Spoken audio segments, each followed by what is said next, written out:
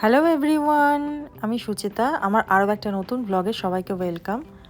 ছেলে স্কুলে যাওয়ার জন্য রেডি হচ্ছে। আজকে ওকে শর্ট ব্রেকের জন্য দিয়েছি চিকেন স্যালাড, আর লাঞ্চের জন্য দিয়েছি এগ ফ্রাইড রাইস।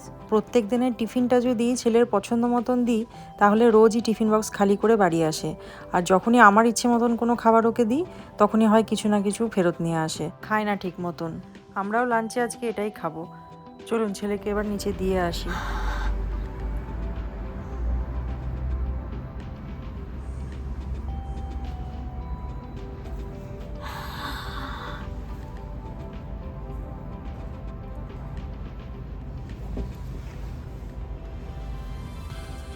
আজকে স্কুলে ওদের একটা প্রজেক্ট আছে, তাই আজকে ওকে একটা বড় বিগ শপার দিয়েছি।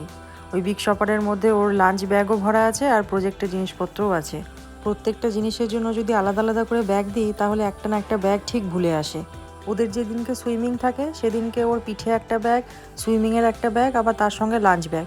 আর ঠিক ওই দিনকেই বেশিরভাগই হয় সুইমিংয়ের ব্যাগটা ফেলে আসে, আর নয়তো লাঞ্চ ব্যাগটা ফেলে আসে।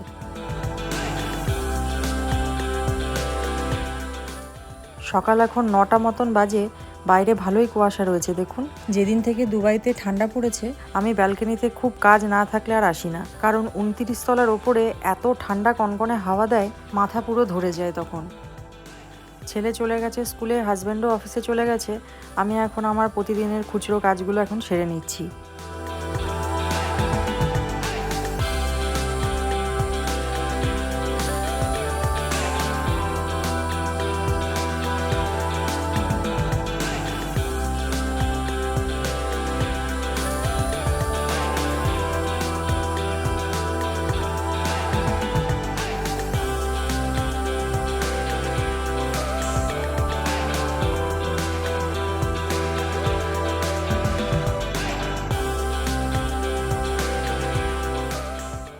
আজকে এই ব্যাগটা একটু পরিষ্কার করব।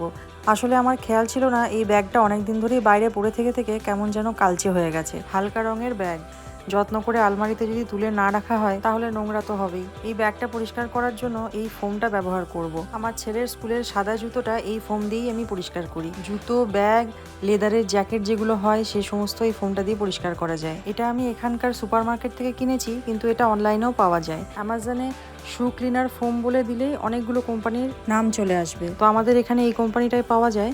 তো এই ফোমটা এখন ব্যাগের উপরে ভালো করে লাগিয়ে দেব।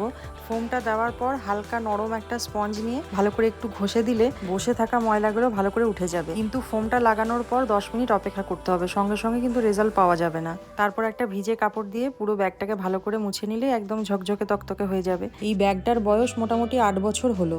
তখন হাজবেন্ড গেছিল টার্কি, সেই টার্কি থেকে এই ব্যাগটা আমার জন্য নিয়ে এসেছিল। ব্যাগটা প্রচুর ব্যবহার হয়েছে আর প্রচুর জিনিস ধরে জানেন তো, তাই এই ব্যাগটার প্রতি আমার খুব মায়া। এই দেখুন, ব্যাগের ইজ্জতটা এবারে ফিরেছে। ভালোই পরিষ্কার হয়েছে বলুন। এত বছরের পুরনো ব্যাগ, এর থেকে আর কতটাই বা পরিষ্কার হবে। ছেলে স্কুল থেকে ফেরার পর ওকে নিয়ে এসেছি একটু মার্কেটে। ওর স্কুলে একটা ইভেন্ট আছে, তার জন্য কিছু জিনিসপত্র কিনতে হবে। ইভেন্টটা হচ্ছে মার্কেট প্লেস, মানে বাচ্চারা সব বাড়ি থেকে জিনিসপত্র বানিয়ে নিয়ে যাবে আর স্কুলে বিক্রি করবে। আগে জিনিসগুলো কিনে নিই, তারপর বাকি গল্পটা আপনাদেরকে বাড়িতে গিয়ে বলছি।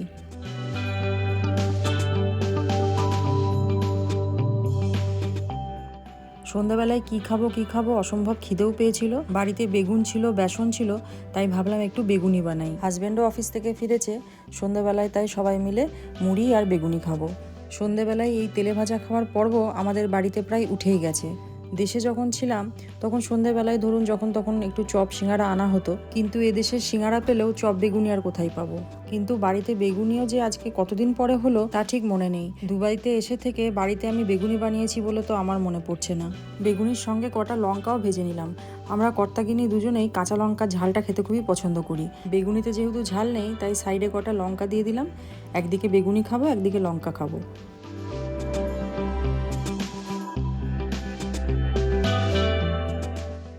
খাওয়ার পর ছেলের হাতের কাজটা নিয়ে বসতে হবে আমাদের।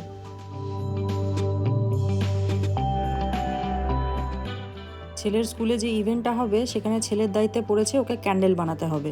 তো এখানে তো কাঁচা মোম ওভাবে পাবো না, সেজন্য এরকম সাদা মোম কিনে নিয়ে এলাম মার্কেট থেকে। আর আমি গ্লাস পেন্টিংয়ের যে কালার ব্যবহার করি সেই কালার এনেছিলাম ইন্ডিয়া থেকে। তো ভাবছি এই ক্যান্ডেলের মধ্যে একটু মিশিয়ে দিলে যদি রঙটা একটু অন্যরকম হয়। দেখা যাক শেষমেশ কি করতে পারি। আর বাড়িতে বেশ কিছু লাল রঙের মোমবাতিও আছে, ভাবছি ওই লাল মোমবাতিগুলো দিয়েও বেশ কয়েকটা মোমবাতি বানিয়ে দেব। এই ইভেন্টটাতে বাচ্চাদেরকে গ্রুপ করে ভাগ করে দেওয়া হয়েছে, এক একটা গ্রুপের দায়িত্বে এক একটা জিনিস বানানোর কাজ পড়েছে। তো আমাদের ছেলেদের গ্রুপে বেশ কয়েকজন আছে যাদের সবাইকেই এই ক্যান্ডেল বানিয়ে নিয়ে যেতে হবে, আর স্কুলে স্টল করা থাকবে যেখানে ওরা বিক্রি করবে।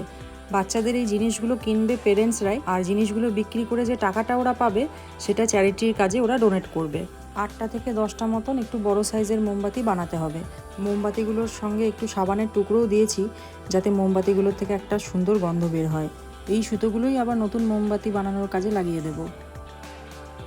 এই কফি কাপগুলোর মধ্যে মোমবাতিগুলো বানাবো, সেজন্য মোমবাতির ভেতরে যে সুতোগুলো ছিল সেগুলোকে বার করে একটা টুথপিকের মধ্যে লাগিয়ে দিয়েছি।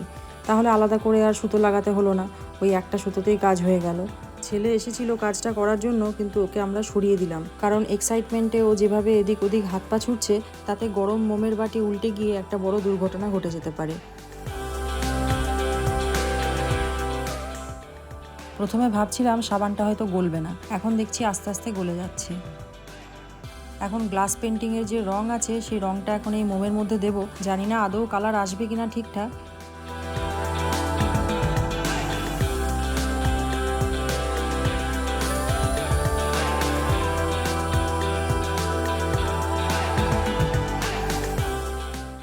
বাড়িতে বেশ কিছু লাল রঙের মোমবাতি ছিল, সেগুলোকে গলিয়ে এখন এর মধ্যে দেওয়া হয়েছে। সবগুলো কাপই মোটামুটি রেডি হয়ে গেছে। রুম টেম্পারেচারে রাখলে সময়টা একটু বেশি লাগবে জমতে, সেই জন্য আমরা ফ্রিজের মধ্যে রেখে দিচ্ছি যাতে তাড়াতাড়ি জমে যায়। কারণ এগুলো রেডি হয়ে গেলে ভালো করে প্যাকিং করে ছেলেকে কালকে স্কুলে পাঠিয়ে দিতে হবে। ইভেন্টটা যদিও আছে পরের সপ্তাহে, কিন্তু প্রত্যেককে সমস্ত জিনিস বানিয়ে কালকের মধ্যে স্কুলে জমা করে দিতে হবে। ফ্রিজে 1 ঘন্টা মতন রেখেছিলাম, প্রত্যেকটা মোমবাতি জমে গেছে। একটা একটা করে কাপ এবারে কেটে দেখি মোমবাতিগুলো কেমন দেখতে হয়েছে। তবে মোমবাতিগুলোর মধ্যে যে আলাদা করে রং মেশালাম বাইরের থেকে, সেই মোমবাতিগুলোর রং কিন্তু সাদাই রয়ে গেছে। সাদার ওপরে কেবল ওই ছিটে ফোটা লাল রং দেখা যাচ্ছে। যাকে যা হয়েছে হয়েছে, সাইজগুলো তো সব কটার একরকমই হয়েছে। তবে দেখুন এই লাল মোমবাতিটা দেখতে কিন্তু বেশ সুন্দর লাগছে, তাই না? আমাদের এই মোমবাতি বানানো আপনাদের কীরকম লাগলো অবশ্যই কমেন্ট করে জানাবেন। আজকে ভিডিওটা তাহলে এখানে শেষ করছি, দেখা হবে খুব তাড়াতাড়ি পরের আর একটা নতুন ব্লগে।